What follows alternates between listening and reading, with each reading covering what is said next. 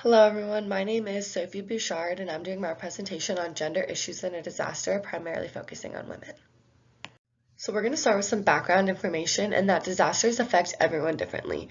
Men and women are affected differently and they are affected differently from boys and girls.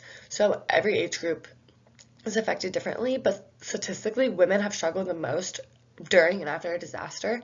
This is usually during the relief and recovery stages of emergency management. And it's really down to the core, it's the unavailability of resources to them. And the impact a disaster has on a community depends on the intensity of the disaster, but also the vulnerability levels in each group. So we'll get to vulnerability on the next slide, but first, what is gender issues in a disaster? And it's really just the gaps in gender inequality during a disaster and during the recovery stages. So this graph shows that the bigger the disaster impact, the more overlay there is with gender inequality, which is not good. So again, women and children specifically are not receiving as much assistance as they need, whether it's food, water, shelter, or psychological help is also very important here. And a lot of this is due to their economic status. Historically, women tend to make less of an income than men, and women who have a lower socioeconomic status or make less money tend to have a higher fatality rate, which is pretty interesting. Okay, so now we're going to talk about vulnerability. In an article I found called Gender Issues in Disaster Management, described vulnerability into 3 separate categories. One's economic status, one's social status, and one's personal factors. So economic and social status tend to go hand in hand, as single women are statistically hit the worst after a disaster. And this is because you'll see in the earthquake example on the next page, in India and other poor countries, women don't own a lot of assets, they don't own land, and they're not usually out making money for the family. And so whether the woman is married, has children, has elderly family members she needs to take care of, that all impacts her income level and the amount of resources she's going to need after a disaster. And then next, for the personal factors, it's really more psychological for this. Women tend to struggle more with grieving and coping after a disaster.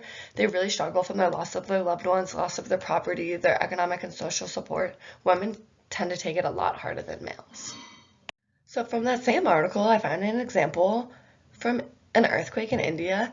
It hit Latur and Ahmedabad, India, and women made up 48% of those populations combined, but were responsible for 55% of the ones that had passed. So you can see that in the 2 statistics below, these are for every age group combined. Women made up a greater percent of the ones that had passed than males consistently.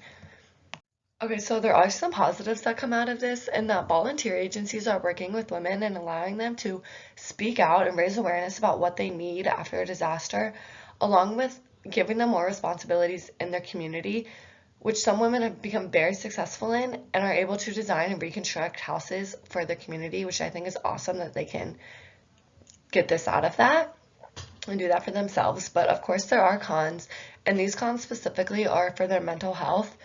Women continued to have PTSD for months after the earthquake, which obviously affected everything they did, the way they ate, slept, went about their day, all their stresses.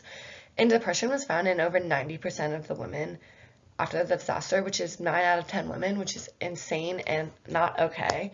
So the major issue is that the government did not provide psychological help to the victims. They were really just worried about tangible items and loans. So solutions and conclusions.